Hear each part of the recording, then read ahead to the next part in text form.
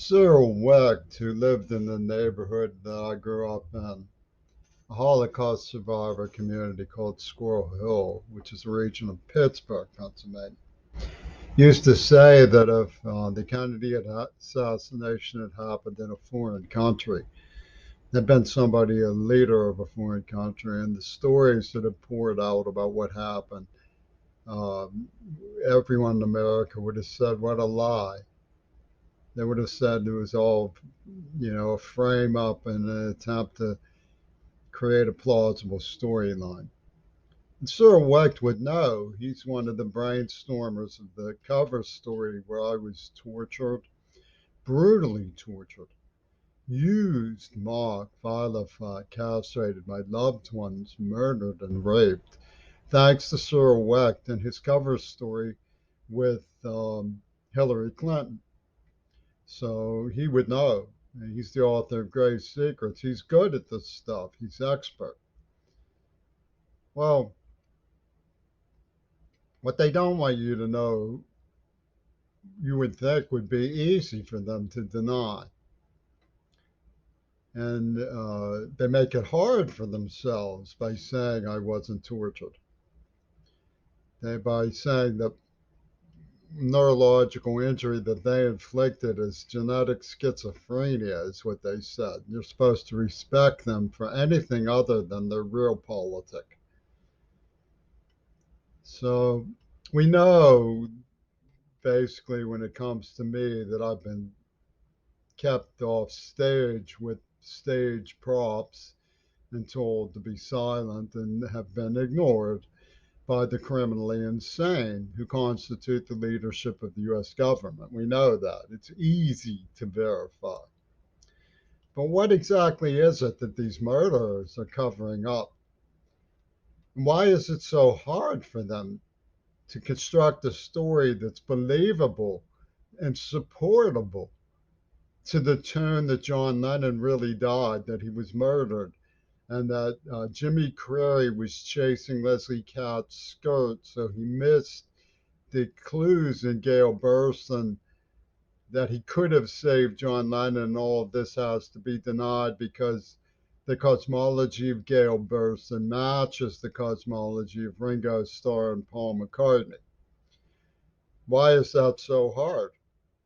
The reason that it's very, very difficult for them to sustain this bullshit, which they have used to rape a retarded deaf girl, murder several Kennedys, and torture me, literally, brutally, criminally, severely disable me, compromise my life, my career, my abilities to hear, my ability to participate in society. I mean, I had to fight like cats and dogs to get just to go to school because of their bullshit. Why should it be so hard for them to prove that John Lennon really died? Their whole case is based on that. I'll explain why. Reason you can see in two hands. One hand is the desk of D.W. Griffith. The other hand is the desk of P.D. Ouspensky. On both desks have landed the same ideas. Okay, I'll explain. One of them was Henry Bergson's ideas. He was the original late 19th century film theorist. He talked a great deal about the fourth dimension and its efficacy for explaining cinema, which is two dimensions. The fourth dimensional psychologist P.D. Ouspensky was working with Prokofiev and Picasso. Some ideas are interesting. Some information is interesting on its own terms. It's simply interesting. And it's so interesting on its own terms that it manages to sidestep social relevance. But nothing could be more socially relevant than the fact that Ouspensky worked with Prokofiev and Picasso, the Cubists. And one of the things that makes it so socially relevant is the fact that it's extremely hard to get information. I've had 4 professional librarians strike out after hours of grueling work. about D.W. Griffith's involvement. But eventually, I know that it's there. As surely as I knew that there was um, a semiotic, a symbolism of Reagan with Hitler in between the scene in Dangerous Journey, in which I found um, the image that you don't see. You don't see it, it goes by too fast. I'll see if I can't call it up on my iPhone so you can see what I'm talking about. The image that I found about that, which is this one. See, that's Reagan sitting next to Errol Flynn, who lived with Houdini in Laurel Canyon, next to a bust of Hitler with the U.S. under the swastika, and it says "Rather Us." Okay, it's important to keep in mind that this image was where I knew it would be. It doesn't happen. You don't see it in the film. I had to look at the film frame by frame, but that's not Photoshop. Okay, let that sink in because what I'm telling you is equally certain. I'm equally certain that there's minor productive research showing that D.W. Griffith was in cahoots with Ouspensky. And so far, what I've found is his conception of Babylon and his mysterious occult images of Christianity appear to have been influenced, but I'm still, this isn't speculation. There's an article about it. I'm still doing my readings and my research.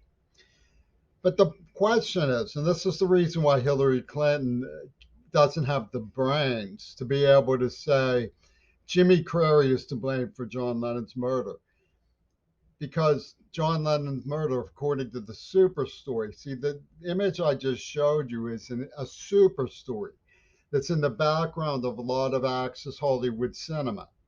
That movie itself was made by the same people who made the Babylonian images of Christ and used the burning cross for the first time for the KKK. That image of the U.S. over the swastika was made by the same filmmakers who made the image, first use of the burning cross for the KKK. It was adopted from their movie back in the early years of the 20th century, then late 19th century. And so when you're talking about 1910, when Ouspensky was working with Prokofiev and Picasso, you're talking about something that's socially relevant, not just interesting on its own terms, because it calls into the fourth dimension, which is the way they talk about it, it doesn't make any sense. It's over anybody's head. But what they were thinking made perfect sense. They were working with Houdini. See, what they had in mind was a disappearing act, fake death. They faked Hitler's death and they faked John Lennon's death, and they called the synthesis of the two people Casper. And they used that as an invisible oligarchy operating behind the scenes of all of these different nation states. So it's like, Oliver Stone goes to Putin, and Putin says, I'm going to be ruler of Russia. And Oliver Stone says, okay, you got the job. And they go behind the scenes in the fourth dimensional psychology arrangement. That's what revolution number 9 was. And the whole point is when you have this idea on the desk of two pioneer people of that much power, it's irresistible. It's not that it's impossible, it's not that it's implausible, it's that it's a fact.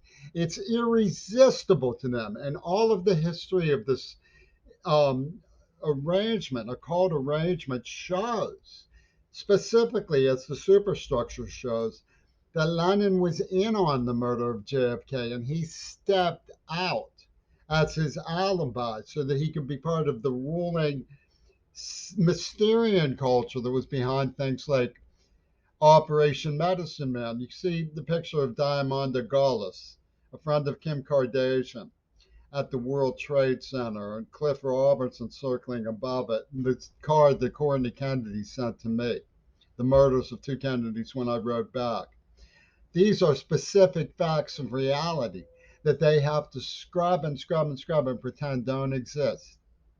in order to make the simple allegation that they refused to say out loud. Jimmy Curry could have saved John Lennon, but was chasing Leslie Katz's skirt. That's the storyline that they tell instead of the truth. And the attorney for this bullshit is for a man who says, uh, cocoon, have you come too soon for me, for you? Have I come too soon for you? They were watching me. The Beatles were watching me. To understand who Peter Gabriel is, you can look at the people who helped him. Martin Alderman of Wells Fargo was intimate to my neighborhood. He knew Cyril Wecht. He used to park his car outside Cyril Wecht's house when this girl, Leslie Katz, graduated from school. It was next door to Cyril Wecht's house. Martin Alderman would be followed around by Glenn McKenzie. Alderman would be going, it just doesn't matter. It just doesn't matter. It just doesn't matter. And Glenn McKenzie would be following him saying, what you must keep thinking is that it just doesn't matter. What you must keep thinking is that it just doesn't matter. Well, the Beatles Revolution number 9 is at number 9. Number 9, it's like Alderman. It just doesn't matter. And then Peter Gabriel is like Len McKenzie. What you're mostly thinking is that it just doesn't matter. Cuckoo, cocoon, have you come too soon for you? Have I come too soon for you?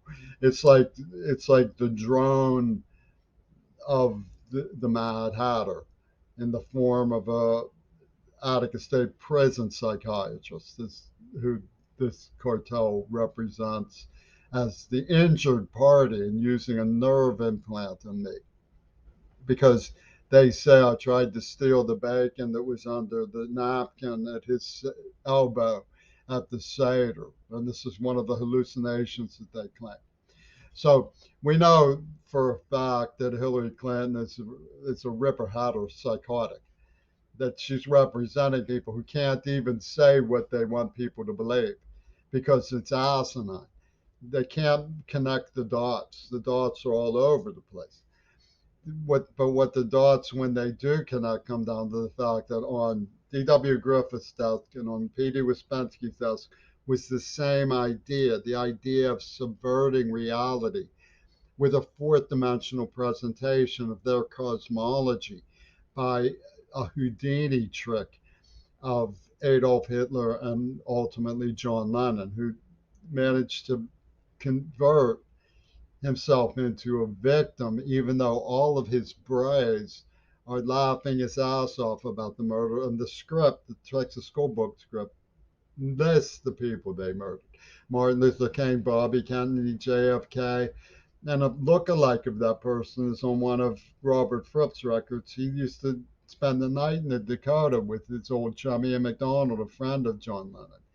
So the point is not that it's implausible, but that it was irresistible to them. That was the whole point of double fantasy. Double fantasy. They used the double, and they created the fantasy idea of a plastic reality as their cosmology that they sold to the people, while they manipulated from behind the scenes their fourth dimensional operation, which they gave a variety of names in their stupid Sax Romer creep show of bands like that lugubrious double cross or King Crimson. If you look at the facts, you can see the reason why Penis Gabriel has absolute maniac control over Hillary Clinton is because she can't get her own lie out of her own mouth. Because it sounds so plausible that it lands flat and it's absurd and ridiculous on its face. Why is she going around chasing around deaf girls who have Down syndrome to rape them, to put it in, so that they can say the queers have been avenged by an anthrax hatter with a stiletto who was planning the whole thing back in the 70s? It's because they're criminally insane. See, that's how, but it all goes back to the irresistible idea that landed on the desks of these theoretical filmmakers back in the 1910s when Picasso was working with Prokofiev. That's where this stuff traces to, and they've been at it all along. They've been planning it all along. They've been here all the time, like it or not, like what you got. That's what they were doing. They were inside the realm of people who knew what they were pulling. And that's why when they used rather us over the swastika,